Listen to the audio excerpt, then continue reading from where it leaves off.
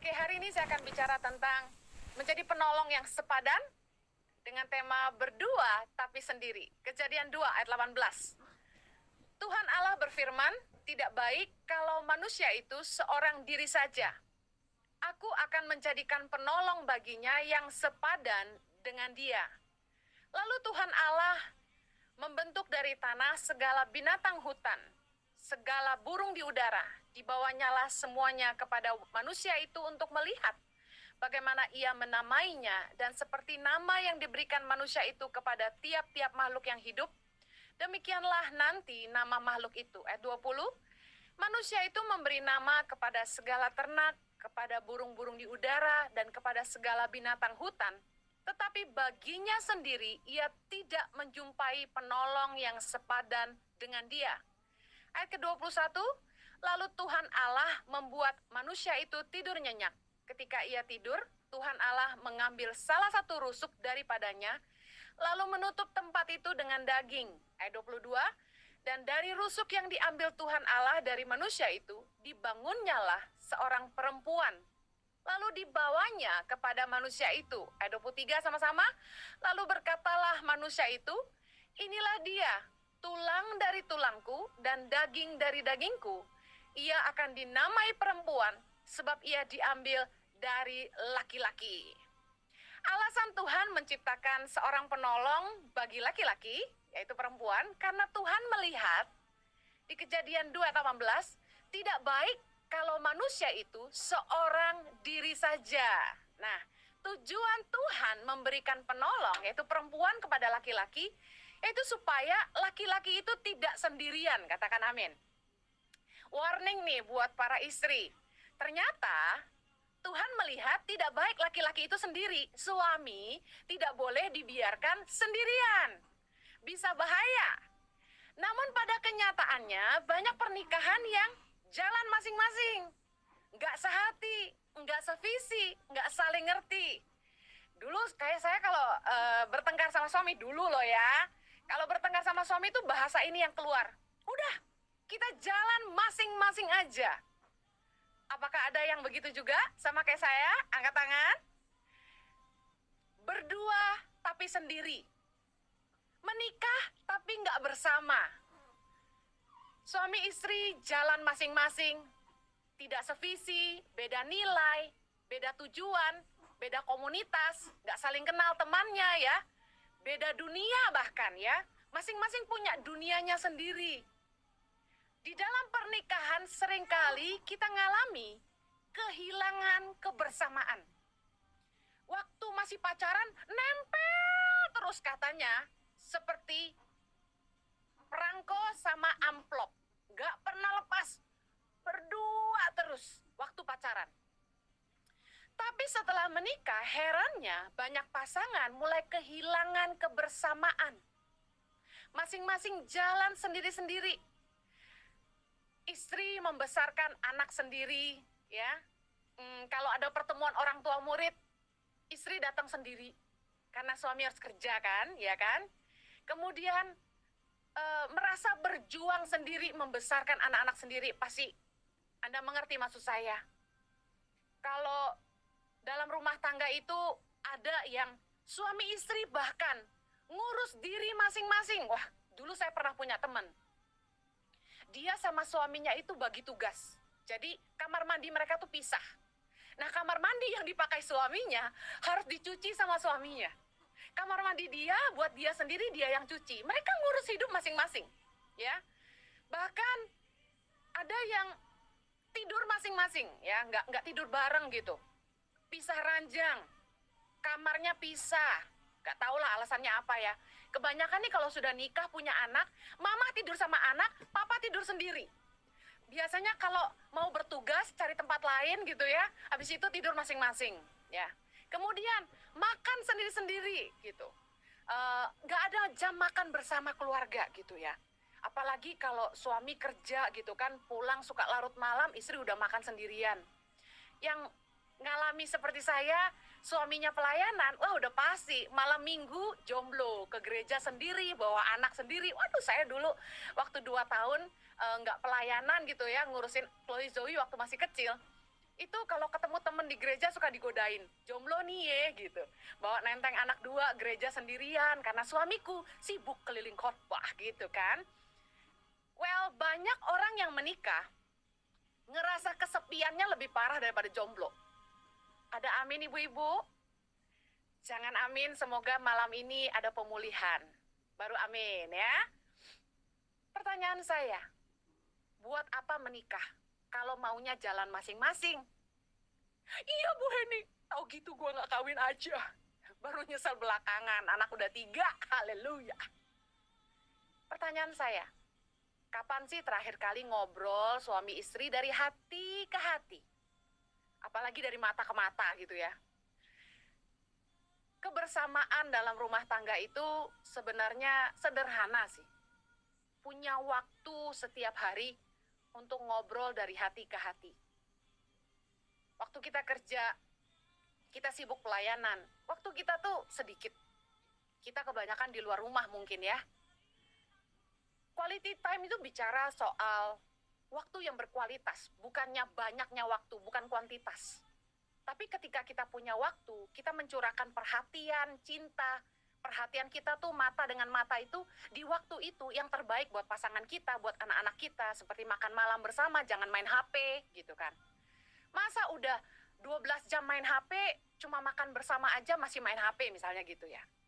Nah, setiap hari harusnya ada kebersamaan. Kapan sih ngobrol dari hati ke hati? Dulu waktu pacaran aja, mata kita diliatin dalam-dalam. Seolah-olah pacar kita pengen tahu isi hati kita yang terdalam gitu kan. Tapi kalau udah nikah, matanya kemana, mulutnya kemana gitu kan ya. Kecuali kalau udah mau minta diservis. Ngerti kan maksud saya gitu kan ya. Nah, istri-istri, saya mau pesan, karena malam ini kan ibadah wanita. Jangan sering tinggalin suami. Karena Tuhan melihat tidak baik laki-laki itu sendirian. Banyak nih, ibu-ibu, waduh, katanya masa kecil kurang bahagia, masa remaja nggak puas. Ya, muda-muda udah nikah. Begitu udah anaknya gede-gede, suaminya ditinggal di rumah, ibu-ibu pada traveling sama gengnya. Gak apa-apa sih, tapi kenapa suami nggak diajak gitu kan ya? Biar suami-suami ngumpul sama suami-suami, istri-istri sama istri-istri gitu loh.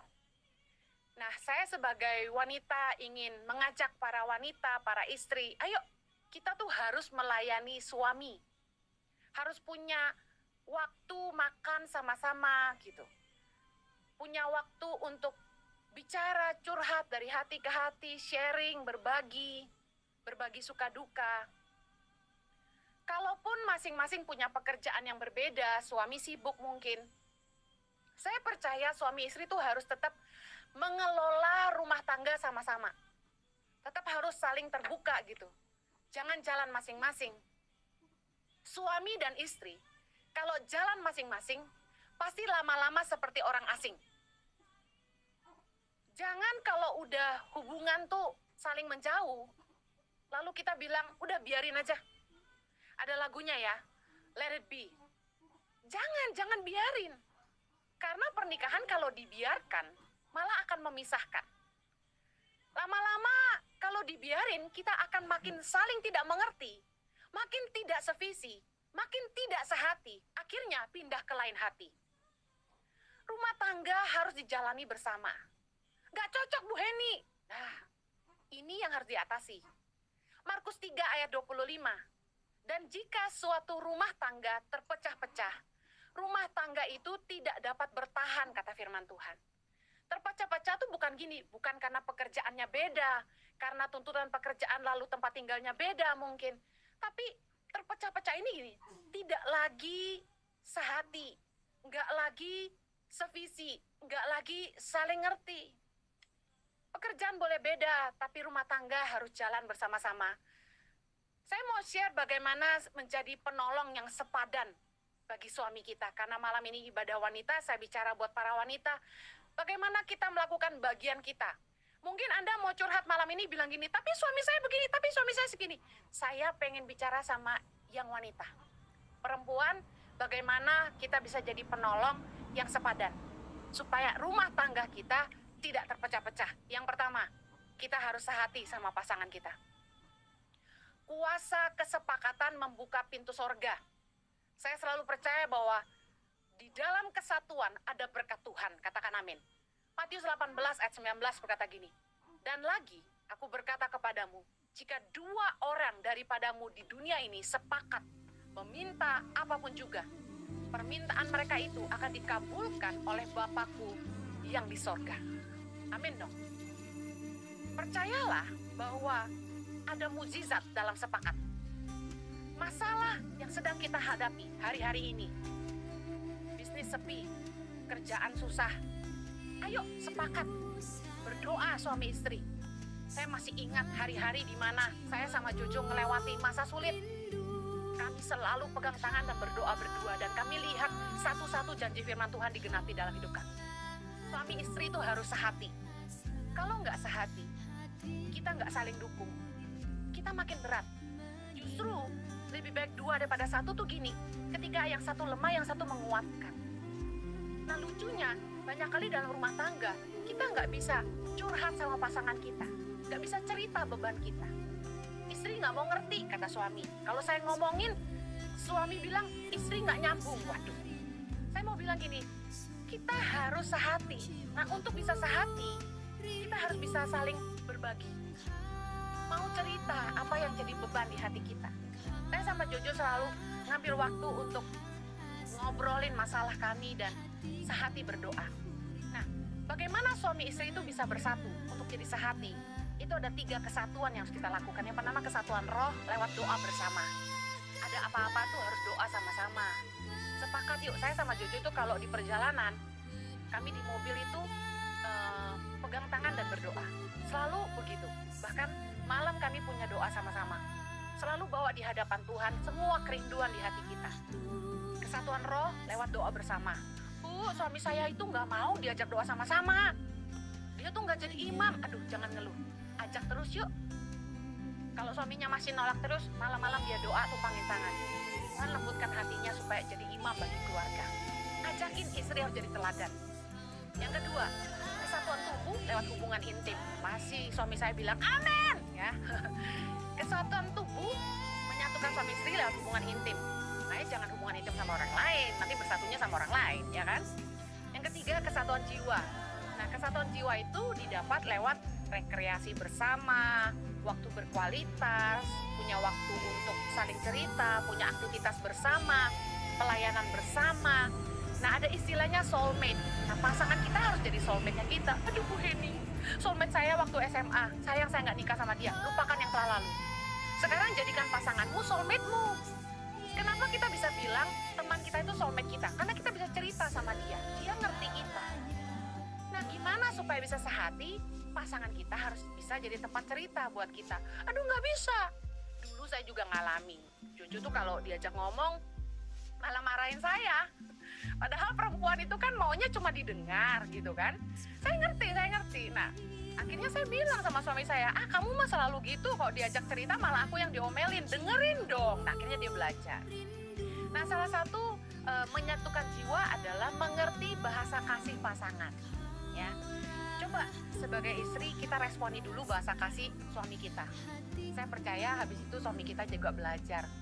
Saya tuh suka bilang ke suami saya, kamu ini nggak perhatian, terus dikomunikasikan gitu kan. Tapi juga saya memenuhi kebutuhan dia, jadi lama-lama dia berubah. Nah, apa yang bikin suami istri nggak sehati? Uang.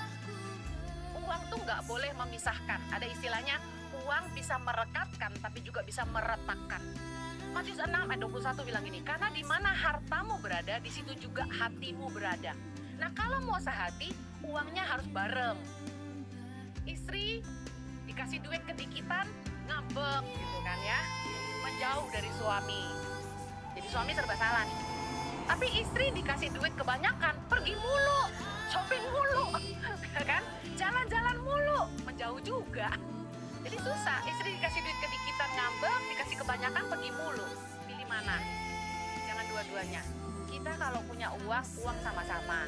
Uang itu harus dikelola sama-sama, harus punya tujuan yang sama. Makanya soal keuangan harus saling terbuka, harus saling diskusi sama-sama. uang kita mau dipakai buat apa, termasuk dalam pemberian, taburan, dan juga untuk dikelola untuk masa depan. Nah, ada istilah gini, perempuan itu diuji waktu ada di bawah, waktu suaminya lagi susah, perempuan tuh setia apa enggak, nah diujinya di situ. Tapi laki-laki justru diuji waktu ada di atas, waktu lagi banyak duit. Nah, suami-suami kebanyakan tidak setia. Nah, makanya baik harus tahu keuangan suami istri, harus saling terbuka. Istilahnya kenapa uang bisa meretakkan, karena kadang-kadang banyak suami yang begitu lihat duit banyak sedikit, melihara istri satu kurang nih, jangan gitu ya. Jadi istri harus pintar-pintar mengelola. Saran saya gini, saldo tabungan jangan banyak-banyak yang bisa dipakai, investasikan biar kelihatannya gepas gitu. Jadi suaminya nggak terlalu belanja keluar ya, nggak shopping kebanyakan. Haleluya. Ini tips untuk suami yang agak royal. Baik, yang kedua, belajar sevisi, tadi sehati ya. Gimana supaya jadi penolong yang sepadan buat pasangan kita, harus sevisi. Ingat, tujuan Tuhan memberikan penolong kepada laki-laki supaya laki-laki itu tidak sendirian. Artinya, kita harus bangun hidup bersama, mengerjakan rencana Tuhan bersama-sama. Saya percaya bahwa visi atau panggilan Tuhan dalam hidup kita suami istri tidak mungkin memisahkan apa yang dia persatukan. Dalam segala fungsinya sebagai penolong yang sepadan, wanita harus dapat berjalan bersama-sama dengan laki-laki sebelahan, side by side, mengerjakan rencana Tuhan dalam hidup mereka berdua. Nah, saya dan suami bersyukur kalau kami punya visi yang sama, tapi dengan sudut pandang yang berbeda. Sehingga Tuhan mengizinkan kami saling melengkapi. Sevisi itu bukan tentang punya pekerjaan yang sama ya, karena mungkin suami istri ada yang kerjanya beda, kebetulan aja